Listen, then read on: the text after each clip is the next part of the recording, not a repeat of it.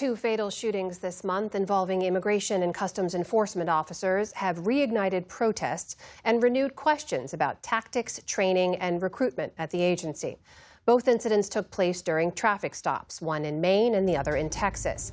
None of the agents involved were wearing body cameras, and neither of the victims were the intended targets of the operation.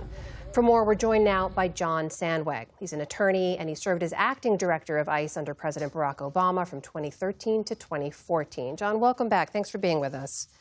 Yeah, thanks for having me. So 2 men were killed in these latest stops. In Houston, Texas, it was 52-year-old Lorenzo Salgado Araujo, originally from Mexico. In Biddeford, Maine, it was 26-year-old Johann Sebastian Duran Guerrero, originally from Colombia. In both cases, DHS says the men attempted to flee and they weaponized their vehicles. From what we know, do the facts say to you that deadly force was justified here? No, Amna, it's really difficult to tell based on the limited information we have available to us thus far.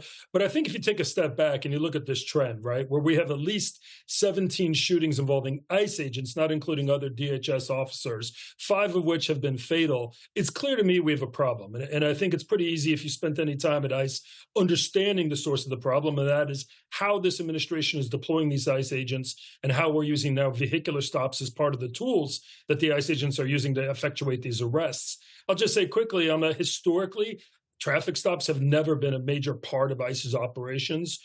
They don't need to be a major part of ICE's operations, given that ICE can arrest the individual as they're getting in their car or after their car. And from a training perspective, because they weren't such a critical part of what ICE does, they've never been a major focus of training like you'd see with other law enforcement agencies. So, look, at the end of the day, I think that, as you know, Secretary of DHS had recommended a pause. I think that made a lot of sense. We have a larger problem here, regardless of whether any one of these shootings was individually justified. The trend itself is what's disturbing. Well, the secretary recommended a pause, and the president intervened to say that those vehicular stops have to continue, so it doesn't seem like there will be a pause. But I want to ask you about the body cameras in this as well, because none of the officers seem to be wearing them in these instances. We know ICE is flush with cash after some major funding bills, including $20 million for body cameras specifically. Why wouldn't those have been rolled out by now? It's hard for me to say, right? The administration, at least vocally, is saying that they're in favor of the body cameras. It certainly can't be, as you point out, money. Right. I mean, the agency has never tens of billions of dollars in the big, beautiful bill, tens more billions in this kind of 2-year appropriation money that was recently given to them. So it's not a financial issue. And the only thing I could say is it's a prioritization issue. Now, if you go back at the history of the agency, I mean, it's probably fair to ask why weren't ICE agents wearing these already, even before the Trump administration? I think a lot of that, though, goes back to what I was talking about earlier, how ICE agents were being deployed. Historically, the vast majority of immigration arrests ICE makes are of individuals who are already in somebody else's custody. And when you're picking up someone at a local jail, or you're going down to the Border Patrol station and picking them up at the border, it doesn't raise those same concerns that you have when you're deploying ICE agents to do these at-large arrests inside the communities, right? They're engaging with the public in a way where we need that body camera. But look, I know there have been excuses offered here about the shutdowns or this or that. Honestly, at the end of the day, it's just a prioritization issue. It just wasn't a priority. And I hope that now, in light of these incidents, it will be. As you mentioned, we don't know a lot yet, so there are still many questions left unanswered, but we do know a little bit about one of the officers who's reportedly involved in the Maine shooting, a man named David Bruyette. His ex-wife and several family members told the Associated Press he had a history of violence, that they believe he never should have had a badge or a gun. His ex-wife, Ashley, actually told the AP that he called her, he acknowledged that he killed Duran Guerrero, and here's actually part of what she said about the encounter. I believe that this man was murdered.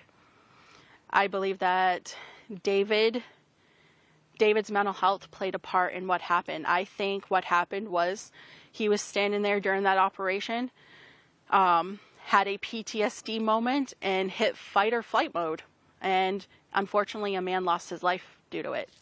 Now, John, I want to be clear. We don't know about this man's particular hiring circumstances, but there are questions about the vetting and the training of ICE agents in this hiring surge. I want to play for you one more bit of sound because our White House correspondent, Liz Landers, asked Tom Homan about that vetting process earlier today. Take a listen. So you're satisfied with the training right now of ICE agents? Nothing needs to be improved? There's always room for improvement. That's a loaded question. There's always room for improvement. Things change all the time. FBI updates their training. DEA updates their training. Every police department updates their training. Could ICE used to, look, you can never be overtrained. I wish there was more training. John, you ran this agency. Does all of this lead you to have concerns about the vetting and the training of the ICE agents?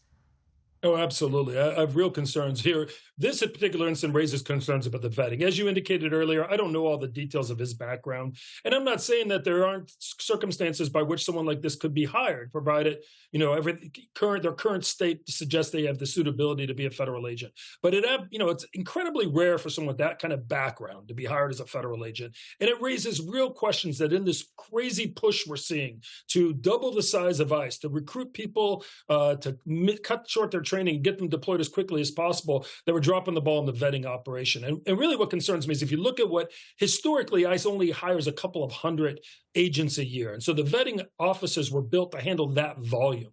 And now we say to them, hey, you're going to, hire 2,000 to 3,000 people in a year. We want them vetted and onboarded as quickly as possible so we can get them on the streets as quickly as possible. It certainly makes you think, boy, there's a real chance here that as they're building this thing on the fly, they're going to drop the ball in the vetting. And unfortunately, again, without knowing for sure whether this is a case of drop the ball, the vetting was messed up here or something else going on, it absolutely raises concerns for me about, wow, are we failing to do a proper suitability check on these potential candidates, giving them minimizing their training, then putting them on the streets, without knowing exactly who they are or what's in their background? Hey, John, before I let you go, I want to ask you briefly about a bit of reporting from the New York Times, who looked at the hundreds of assault charges that the Trump administration has filed against people and protesters who come out to kind of record and protest some of the ICE crackdown. They found of the more than 400 cases that have been resolved so far, the administration lost nearly half. Defendants were acquitted or the cases unraveled. What does all of that say to you? I think what it says to me, though, is, again, we've had this kind of it makes me worry about the quality of the vetting before charging decisions were being made, right? We had this with this time period that I will give Secretary Mullen credit for. It seems to have dissipated, where you had ICE agents put in this position to aggressively confront these protesters. I will say that based on the shift in tactics thus far, that those incidents have gone down. But you saw a Justice Department that was quick to charge everyone and anyone, including, and obviously in many of these cases, not necessarily all of them, many of these cases where there was flimsy evidence as to whether or not there was the intent to actually assault an officer or actually contact was made. Look, I recognize that this situation, right, ICE agents have an incredibly difficult job, and I do have a lot of sympathy for them. But this idea of kind of charging everything, even where the evidence doesn't support a federal criminal charge, doesn't do them any favors. John Sandweg, always great to talk to you. Thank you so much for your time and perspective. Thank you.